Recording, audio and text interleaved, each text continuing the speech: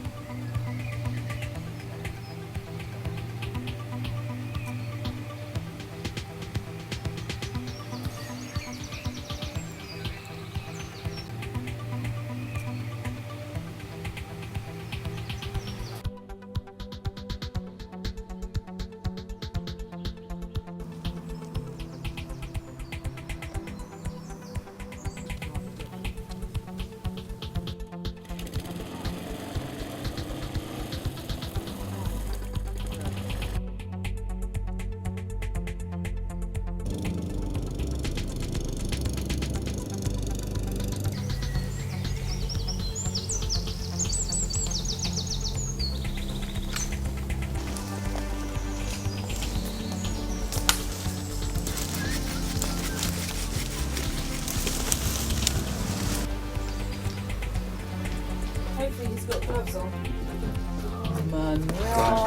Was it? Malcolm.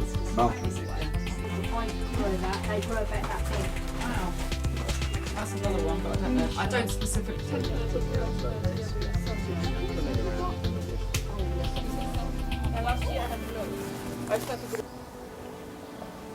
Oh, this site is probably one of the best. It's a good site, and the camaraderie between one another has always been very good. Well, it's therapy. That goes down. It's good therapy, good exercise. And you ask any doctor, he'll tell you that gardening is one of the best things you can do. You can lose yourself up here for a day and not realise where the time's gone. There's a lot of changes in the fact that it's now all plots are being taken, whereas years ago you can go back 25 years ago and 50% of this was brambles. But generally on the allotments as a whole, it's changed from being each individual just coming and working their plot. It's become much more of a community. Building up the committee and having work parties has made it much more of a social event as well. You come and chat and you compare notes, and there's a lot more, I think, swapping of plants and sharing as well. So yeah, it's become much more of a community, a proper community. This is very much my therapy.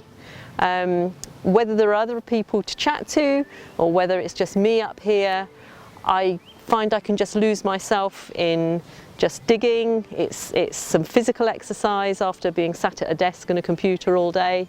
And obviously at the end you have the product that you can eat. I think, as I say, it's changed over the years I've been on it, and we've seen, I think, a move from a lot of perhaps older white British males to a much more diverse community reflecting the people in Oxford today. Morning. Morning. Yeah, is this Sorry. Good morning. Morning. Good morning, Stephen. Thank you very much indeed. Yeah. Hi. So it can get really chaotic in here. the fact that we do get so busy means that it's convenient for people, and you know, everyone who lives locally, not everybody necessarily has a car, so they can get to a garden centre for supplies. And you know, when it comes to things like this, the 8-foot poles, which to me look more like 10 foot, you know, if you're on a bicycle, you know, you've really got no chance.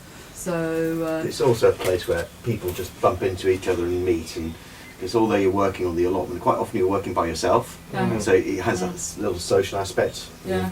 People like to be able to come and peruse the seeds, and they're quite good value compared to going to the shops. The potatoes are much cheaper, about less than 50% of the price that we get them at the garden centres. But mostly people come in, it's convenient.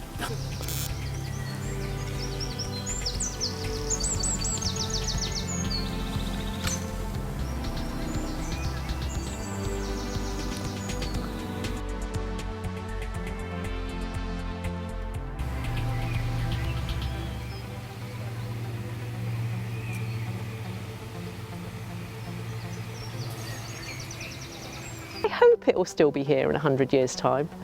Yeah, because I would hope that I don't have children myself, but I have nieces and nephews, and I would hope that, yeah, in 100 years' time, they and their children will be able to enjoy spaces like this and be able to grow their own vegetables. I'd recommend it to anyone. Take a tip from me. Dig a bit, clean a bit, sow a bit, and then have a sit down and see what you've done. So that way you won't have a bad back.